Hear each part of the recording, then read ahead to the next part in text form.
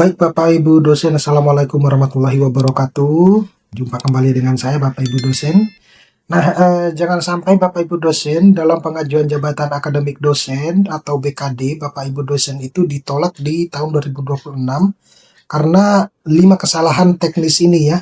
Jadi banyak dosen-dosen itu mengira kalau baru publikasi di tahun 2026 itu harus menunggu sampai tahun 2032 untuk mengajukan profesor ya.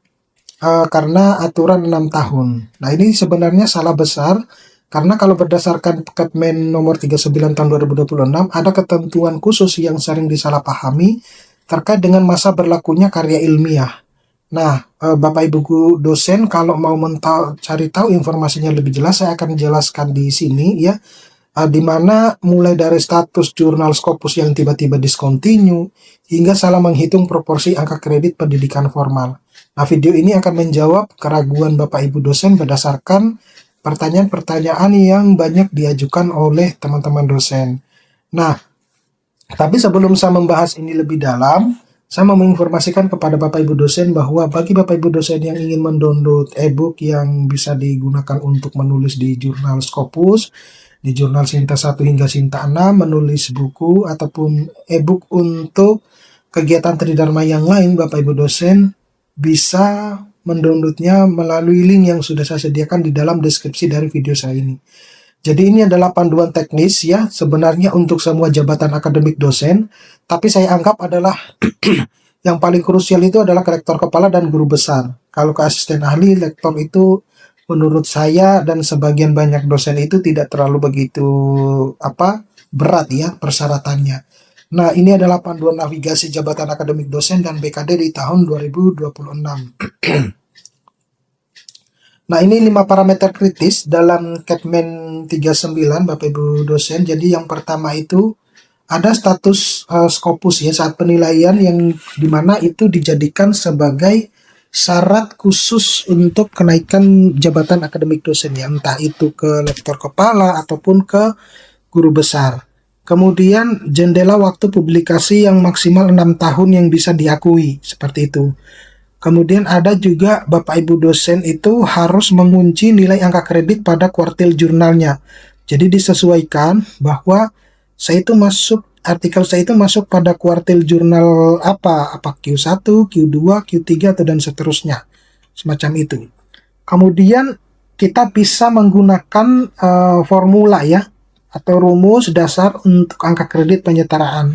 Nah, baru kita akan mengetahui bobot angka kredit dan juga kita akan mengetahui bobot angka kredit pendidikan, baik itu pendidikan formal terutama ya, baik itu S2 maupun S3. Jadi kalau ada yang pendidikan yang kayak tiba-tiba jadi insinyur dan lain sebagainya itu tidak diakui di dalam kenaikan jabatan akademik dosen.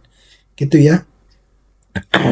Nah, ini bagian 1, jadi dinamika publikasi dan syarat khususnya. Jadi kita akan membedah aturan indeksasi Scopus, perubahan kuartil dan jendela waktu publikasi untuk pengajuan guru besar ya. Yang pertama, syarat khusus membutuhkan indeksasi ya aktif di 2 titik waktu.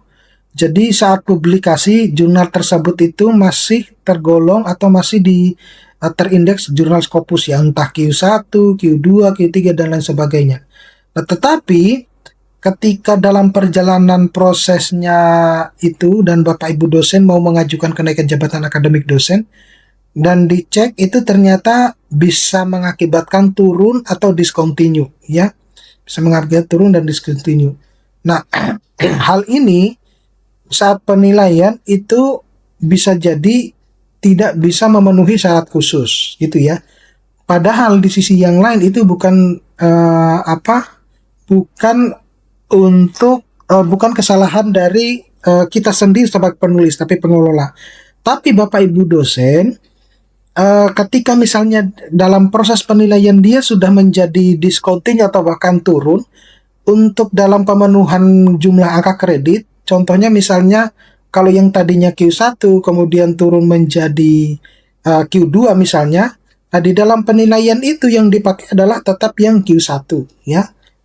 Bukan yang Q2-nya, meskipun dia mengalami penurunan atau bahkan discontinue. Tapi itu hanya cuma dijadikan sebagai penambahan nilai KUM, tidak bisa dijadikan sebagai syarat khusus ya. Nah, jadi asesor JAD itu mensyaratkan jurnal berstatus aktif saat proses penilaian berlangsung. Nah, jurnal discontinue itu menggugurkan validity sebagai syarat khusus, tapi bisa dipakai sebagai penambahan kum. Nah, untuk selanjutnya itu yang berkaitan dengan nih ya, eh, penurunan kuartil jurnal ya, yang tidak mengurangi nilai angka kredit prestasi ini tadi yang sudah saya sampaikan. Jadi kalau pada saat publikasi Bapak Ibu dosen itu katakanlah punya publikasi di jurnal Q1. Kemudian seiring dengan berjalannya waktu ternyata dia mengalami penurunan. Nah, ini pada saat penilaian itu tetap akan dinilai sebagai kuartil 1 ya, bukan yang penurunan tersebut. Ya, misalnya menjadi Q2 atau Q3 atau Q4 atau bahkan discontinue ya. Tapi sekali lagi Bapak Ibu dosen, jurnal tersebut tidak bisa dijadikan sebagai syarat khusus ya. Kalau misalnya dalam proses penilaian itu dia tiba-tiba discontinue. Tetapi kalau misalnya masih memenuhi untuk syarat khusus, katakanlah dia turun menjadi Q2 gitu ya, tapi masih memenuhi syarat khusus, maka bisa dipakai untuk syarat khususnya.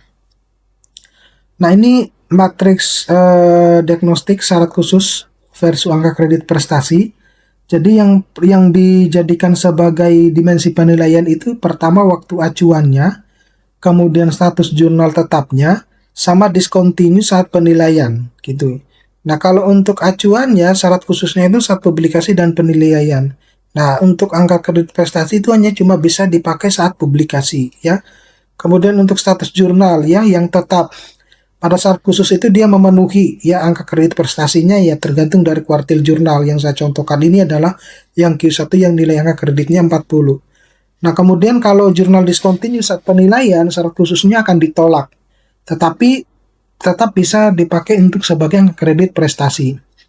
Nah, jadi satu artikel yang sama itu bisa gugur sebagai syarat khusus namun tetap menyumbang nilai maksimal untuk angka kredit prestasinya.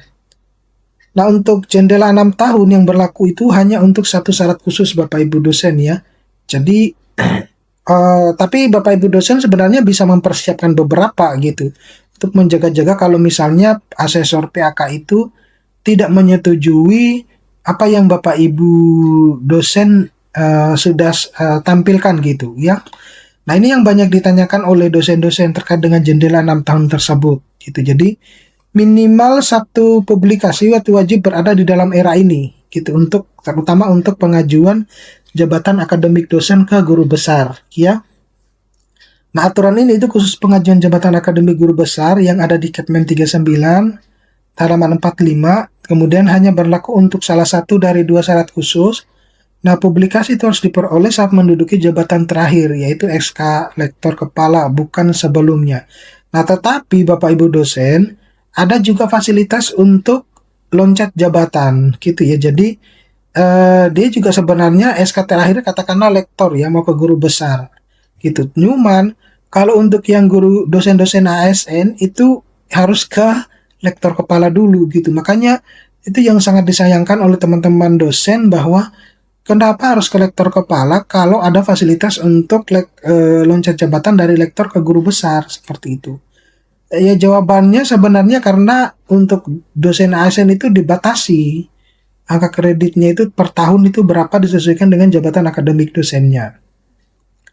Nah, ini meluruskan mitos masa tunggu ya publikasi terbaru. Jadi ada kesalahpahaman bahwa jika saya publikasi di jurnal di tahun 2026, saya harus menunggu 6 tahun hingga 2032 untuk bisa mengajukan jabatan akademik dosen. Itu salah Bapak Ibu dosen ya. Kalau mau mengajukan jabatan akademik dosen itu setiap 2 tahun Bapak Ibu dosen bisa mengajukan.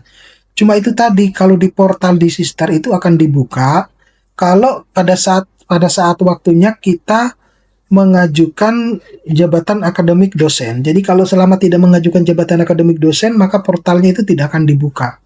Nah, seperti itu Bapak Ibu dosen. Jadi publikasi di tahun 2026 itu sangat bisa langsung digunakan untuk pengajuan di tahun 2026 asalkan sudah berstatus publisher ya dan sudah memenuhi dalam pengajuan jabatan akademik dosen. Misalnya sudah 4 semester mengisi BKD dan lain sebagainya. Nah, sekarang kita menghitung ya. Contoh kita menghitung angka kredit, simulasi perhitungan angka kredit penyetaraan, dan logika pembobotan angka kredit pendidikan formal. Jadi formula ini seringkali sudah saya sampaikan di dalam video saya ya.